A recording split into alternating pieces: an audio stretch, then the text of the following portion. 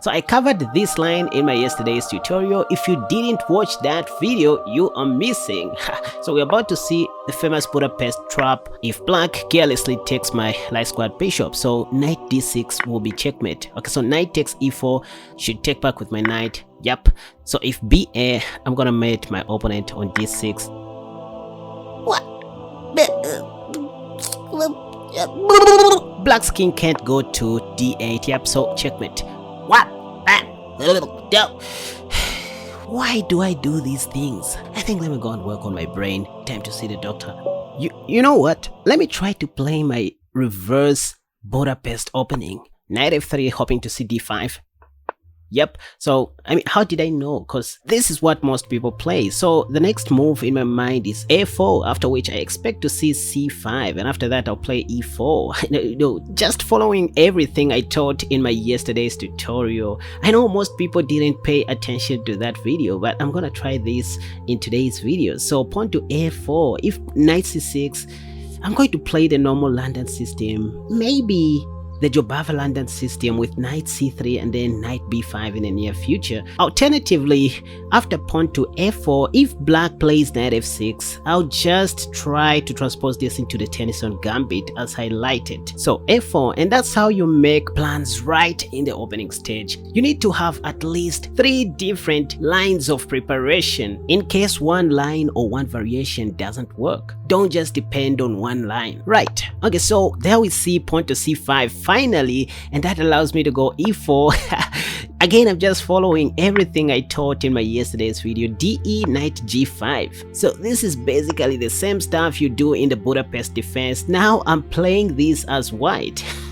Anyway, so let me start with knight c3 first. I expect to see bishop f5 though, because that's what most black players do. I mean, what else do they know? Oh, bishop g4 is a surprise move. I mean, I didn't cover this move in my yesterday's video. And now I'm thinking of playing bishop e2. Or maybe go pawn to f3. So that after pawn takes, I can take back with my g pawn. And then later on play bishop b5 and queen e2. But I don't know if that line is going to work as expected. I mean, so I know the best move is bishop e2 here. It just looks logical and normal. But I'm also thinking of pawn to f3. I don't think that's right. I think let me just go with bishop e2. Yeah, because if I play bishop e2, I'm still going to take back with my queen if black takes my bishop. And I'll triple attack the pawn on e4. You know, black will have no way to defend that pawn. So bishop e2 is the best move, I think. I don't remember covering this, so let me just go bishop e2, just trying to, you know, play it safe, because bishop b5 doesn't make sense. My queen is still under attack. Or maybe bishop b5 check and then bishop e2, or bishop e2 straight away. If bishop takes, I'm gonna take with my queen. I'm still ahead in development. I don't have any weakness. Oh, I was expecting black to take my bishop, after which I was gonna take back with my queen, but bishop f5 looks like a sheer waste of time. So now let's go bishop b5 check. Back to my prep.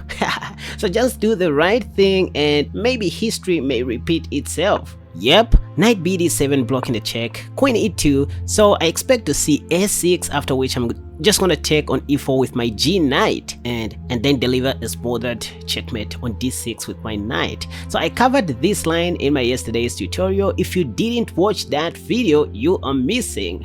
So we're about to see the famous Budapest trap if black carelessly takes my light squared bishop. So knight d6 will be checkmate. Okay, so knight takes e4 should take back with my knight. Yep, so if ba, I'm gonna mate my opponent on d6. What? What did I just see? I mean, this guy clearly didn't watch my tutorial video for him to fall for this cheap trap. And yes guys, to answer your questions, I do make these strategies on my own. Most of the stuff that I present on my channel are my own inventions after studying other people's games too, which I guess happen randomly on leeches. And so I try to popularize these stuff, and if I find that any opening, discovery or gambit doesn't have a name, I just call it my elbow gambit. So knight d6 was going to be smothered checkmate because the king wasn't going to escape from sobibo. I don't even know what the word sobibo means, like seriously. Anyway, let me play another game. But hey, remember to subscribe to my channel. Let's go.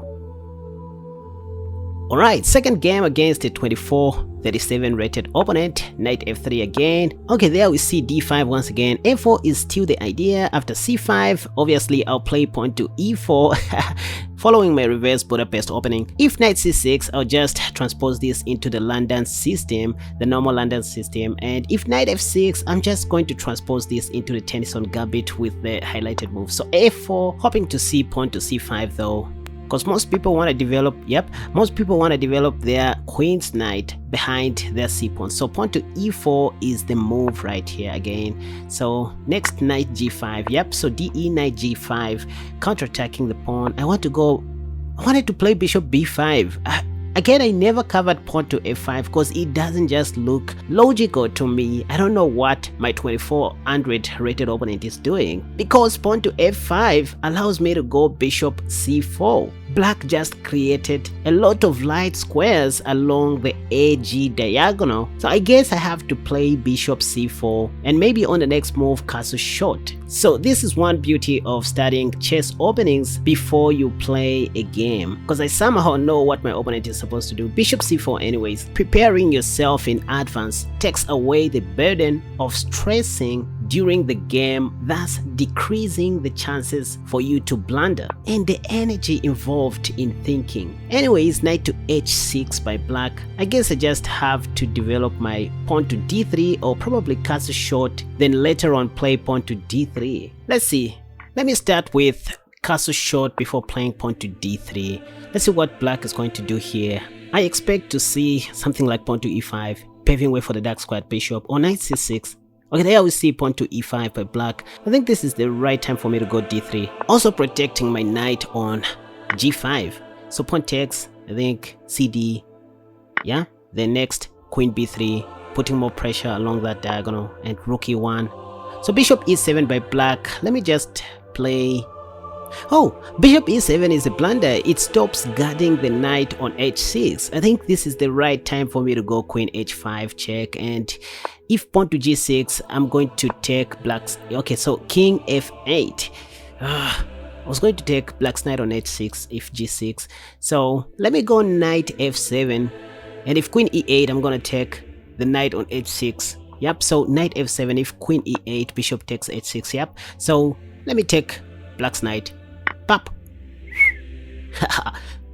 Black doesn't have to take. I'm going to mate him in no time. So if pawn takes, I'll play queen takes h6. Okay, there we see bishop f6 by black. I think let me just retreat my bishop back to e3. Bishop e3 also attacks black's pawn on c5. I expect to see pawn to b6 though. Maybe knight bd7 protecting the pawn. Okay, there we see pawn to b6 by black. I think this is the right time to launch the minority attack. The minority attack with a5. Whenever you see 3 against 2 or 2 against 1, that's what we call the minority attack. I have 2 pawns, my opponent has 3 pawns. If g6, I'll simply play queen h6 check. So at this stage of the game, I'm on my own, making my own strategies. So it's not just about knowing the opening or memorizing opening moves. You also need to know what to do in the middle game and in the end game. So that's where chess puzzles and tactics become useful. You have no option but to learn those things. Oh, knight d7, I'm running low on time. What can I do here? Maybe take the rook on h8 and attacking the h7 pawn. So pawn to g6 by black. I think let me go bishop h6. Bishop h6 check. So king e7. King e7. Let me go queen e6 check. King d8. Knight check. I mean, my opponent is trying to flag me. Okay, let me take his queen. So this is game over. I'm just going to win everything. So queen back to e6 again. So next I want to give a check on d6, queen d6 check. My opponent is trying to flag me, but that can't happen. Bishop c6, queen d6 check. And let me pawn to a6 check and take the bishop and mate on the next move. Yep. Black's king can't go to d8. Yep, so checkmate. What? Why do I do these things? I think let me go and work on my brain. Time to see the doctor. This is all for today, you guys. Watch my reverse Budapest opening video to learn more about these things you saw in today's video. And remember to subscribe to my channel. Hit the like button. Guys, there are so many of you guys watching my videos and I see you. Why is it difficult to subscribe so that we can grow this community together? In fact, that's the way you encourage me to keep on making more wonderful videos. And allow me to thank my patrons who support this channel and make sure that things are running smoothly. So this is just a platform where I share other premium content, including these tiers, which you can join to enjoy the benefits below.